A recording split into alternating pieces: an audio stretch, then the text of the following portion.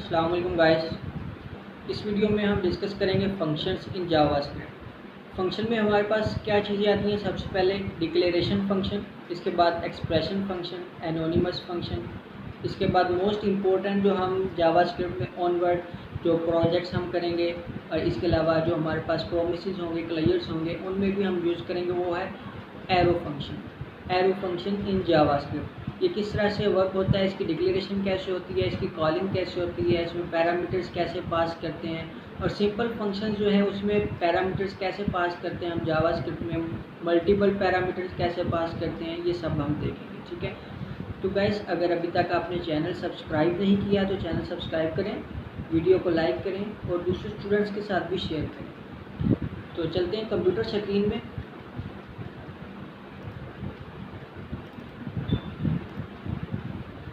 यहाँ पे गाइस हमारे पास day7.js क्रिएटेड है और इसको मैंने रिजल्ट HTML के अंदर भी इंक्लूड करवाया हुआ है। ठीक है, तो अभी मैं यहाँ पे कंसोल करवा देता हूँ।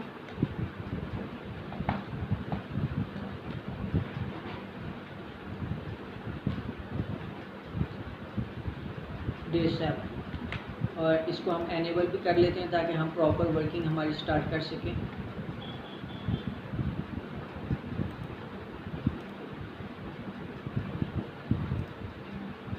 जी गाइस ये देखें day7 हमारे पास रन हो रहा है। ठीक है, तो गाइस सबसे पहले हमारे पास आता है फंक्शन डिक्लेरेशन कि हमने फंक्शन डिक्लेरेशन कैसे करनी है।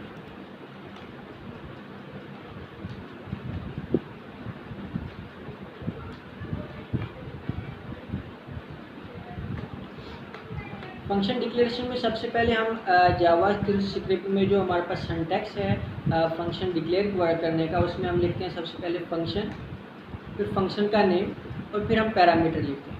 जैसे ही हमने यहाँ पे लिखा हुआ है फंक्शन, ये कीवर्ड हमें लिखना है जावास्क्रिप्ट में फंक्शन को डिक्लेयर करने के लिए फंक्शन, देन हम लिखेंगे फंक्शन का नेम, देन पैरामीटर्स पास करवाएंगे। फर्स्ट ऑफ ऑल हम विदाउट एनी पैरामीटर फंक्शन यहाँ पे डिक्लेयर करेंगे और उसमें कोई कोड भी रन करवाएंगे और फिर हम उसको कॉल करेंगे ताकि हम रिजल्ट देख सकें। तो यहाँ पे मैं अपने फंक्शन का नाम रख रहा हूँ स्क्वायर। स्क्वायर जो है वो इसमें मैं कोई भी पैरामीटर पास नहीं करवा रहा। ठीक है, जस्ट मैं यहाँ पे कंसोल करवा दूँगा। अगर हम यहाँ तक बात करें विदाउट एनी कोड, इसके अंदर कोई भी कोड नहीं है, तो हम ये होती है हमारे पास फंक्शन डिक्लेरेशन। ठीक है, तो अगर हम देखें फंक्शन कॉलिंग, फंक्शन कॉलिंग क्या होती है?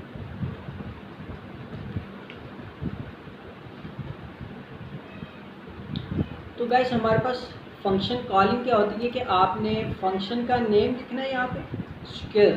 ठीक है, अगर हम इसको जस्ट स्क्वायर रहने देते हैं और यहाँ पे मैं इसको एंड कर देता हूँ, तो इसका मतलब है कि मैं किसी ऑब्जेक्ट को कॉल कर रहा हूँ। ठीक है, लेकिन हमारे पास ये ऑब्जेक्ट नहीं है बल्कि एक फंक्शन है। ठीक है, तो यहाँ पे मैंने पैरेंथेसिस लगानी लाजमी है। तो ये हमारे पास होता है फंक्शन कॉलिंग। ठीक है, function declaration and function calling. इसके बाद हम देखते हैं कि अगर हमारे पास फंक्शन आ जाते हैं विद पैरामीटर्स, वो किस तरह से होंगे। सबसे पहले तो हम इसको रन करते हैं। यहाँ पे कंसोल करवा रहा हूँ मैं, console.log स्क्वायर इज, तो ये हमारे पास आना चाहिए इन्वर्टेड कॉमास में। ठीक है, तो स्क्वायर इज इक्वल्स टू, यहाँ पे मैं 2 स्टेरिक 2 कर देता हूँ। ये मेरे पास है फंक्शन स्क्वायर फंक्शन और इसको मैंने यहाँ पे कॉल भी किया हुआ है। ठीक है, और अब हम इसका रिजल्ट देखते हैं। यहाँ देखें स्क्वायर इज इक्वल्स टू 4, बल्कि यहाँ पे थोड़ी सी स्पेस देते हैं, ज़रा मज़ीद एक्यूरेटली हमें नज़र आएगा। यहाँ पे देखें हमारे पास आ रहा है, इसको मैं अगर मज़ीद जूम करूँ तो यह देखिए day7 रन हो रहा है हमारे पास फर्स्ट लाइन, देन हमारे पास स्क्वायर फंक्शन जो हमने यहाँ पे कॉल किया हुआ है स्क्वायर इज इक्वल्स टू 4। ठीक है, ये देखिए स्क्वायर इज इक्वल्स टू 4, यहाँ पे हमने 8 लाइन 8 पे फंक्शन को कॉल किया हुआ है। अगर हम फंक्शन को कॉल ना करें तो हमारे पास कोई भी आउटपुट शो नहीं होगी। ये देखिए कोई भी आउटपुट यहाँ पे शो नहीं हो रही। ठीक है, इसके बाद हम देखते हैं कि फंक्शन विद पैरामीटर्स किस तरह से डिक्लेयर करनी है और उसको किस तरह से कॉल करना है। ज़्यादा डिफरेंस नहीं है, बिल्कुल आसान है और मैं आपको मज़ीद आसान करके बताऊंगा इसमें। ये देखिए हमारे पास एक फंक्शन है स्क्वायर, बल्कि इसको मैं अभी कमेंट आउट कर देता हूँ। तो ये मेरे पास एक फंक्शन है स्क्वायर, ठीक है।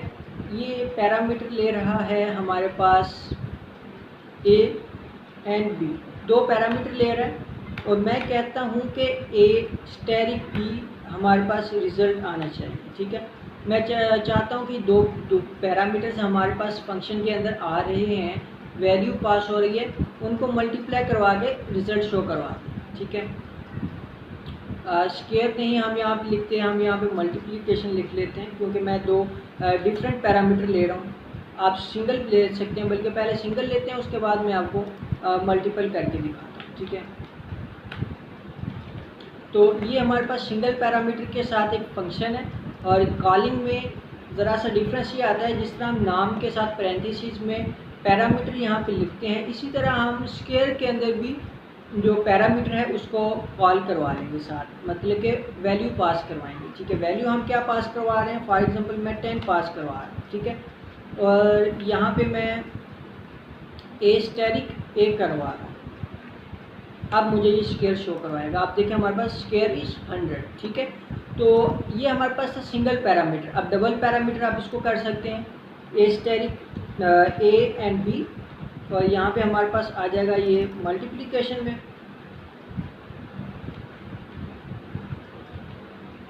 a स्टेरिक b आ गया हमारे पास। या जैसे हमने यहाँ पे 2 पैरामीटर्स पास करवाए हैं, यहाँ पे 2 वैल्यूज़ पास करवा देंगे, ठीक है।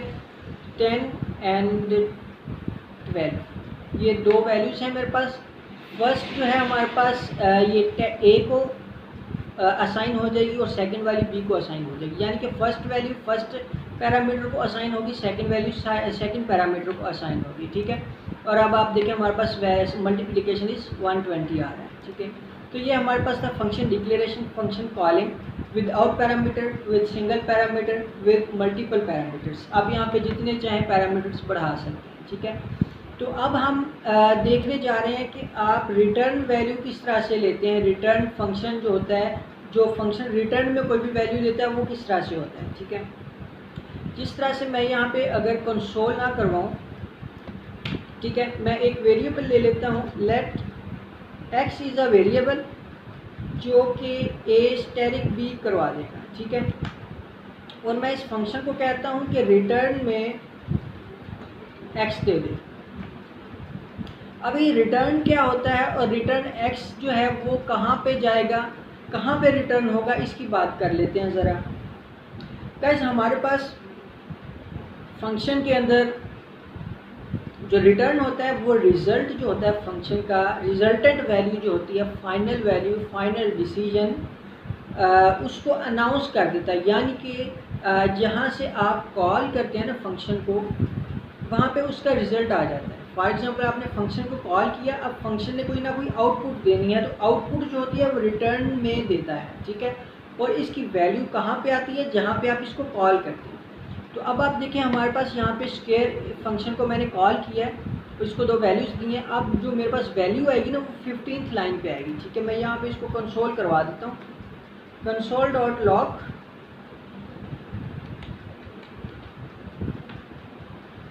यहाँ पे,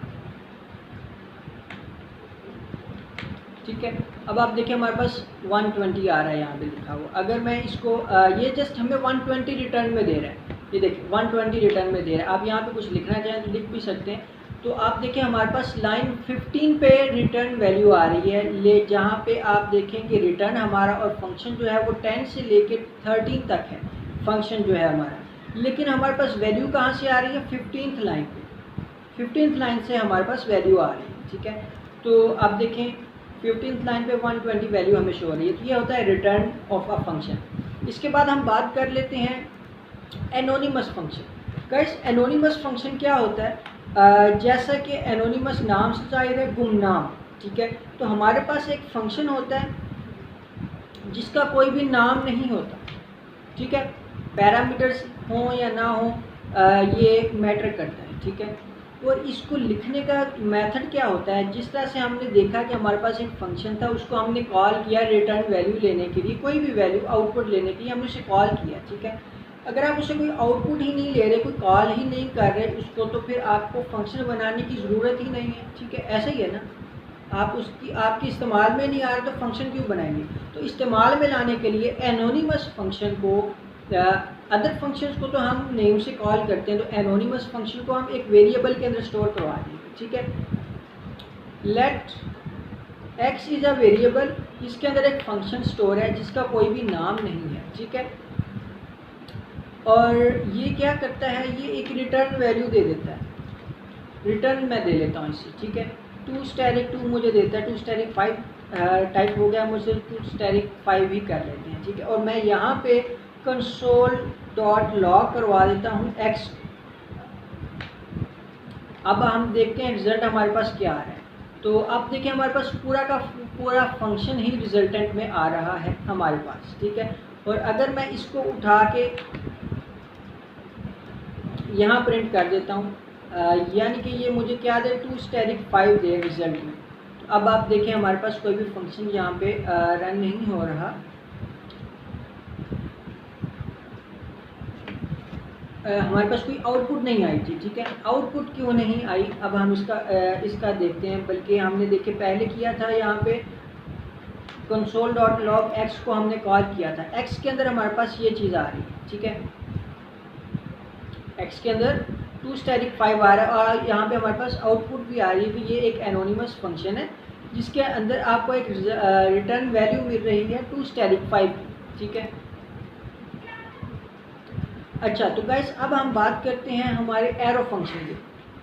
जावास्क्रिप्ट में सबसे मेन चीज़ जो आती है हमारे पास एरो फंक्शन होता है। ठीक है, एरो फंक्शन किस तरह से राइट करते हैं, किस तरह से टाइप करते हैं, अब हम ये बात करते हैं गाइस। हमारे पास एरो फंक्शन में सबसे पहले तो हम उसको मैं उसको कंपेयर करवा लेता हूँ हमारे स्क्वायर फंक्शन के साथ। जैसा कि हमारे पास ये एक था फंक्शन स्क्वायर फंक्शन, इसको मैं कॉपी कर रहा हूँ, यहाँ पे पेस्ट करता हूँ और इसको अनकमेंट कर देते हैं।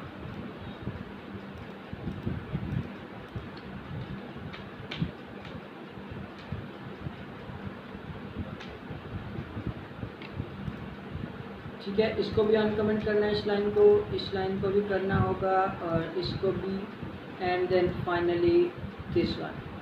अच्छा तो ये देखिए हमारे पास था एक स्क्वायर फंक्शन, अब हम इसको राइट करेंगे हमारे पास एरो फंक्शन में। ठीक है, अब एरो फंक्शन किस तरह से हम राइट करते हैं, उसका क्या सिंटैक्स होता है, अब हम ये देखने जा रहे हैं। सबसे पहले हमारे पास कोई भी आप कह रहे हैं एक वेरिएबल होता है, वेरिएबल ना लें बल्कि एक सिंटैक्स देखने पहले। स्क्वायर हमारे पास एक नाम आ गया फंक्शन का। ठीक है, उसके बाद इक्वल टू का साइन, देन हमारे पास पैरामीटर्स। ठीक है, देन एरो, एंड हमारे पास ब्रैकेट्स आ जाती हैं। तो ये हमारे पास मेथड होता है एरो फंक्शन राइट करने का। यहाँ पे मैं इधर एक हेडिंग दे देता हूँ। जी गाइस, तो हमारे पास ये एरो फंक्शन है, इसका मेथड आपने देखा। ठीक है, और इसमें हमने एक वैल्यू भी दे दी, इसके बाद हमने फंक्शन को कॉल भी करवा लिया। गाइस फंक्शन कॉल करवाने का मेथड आपका दोनों का सेम होता है।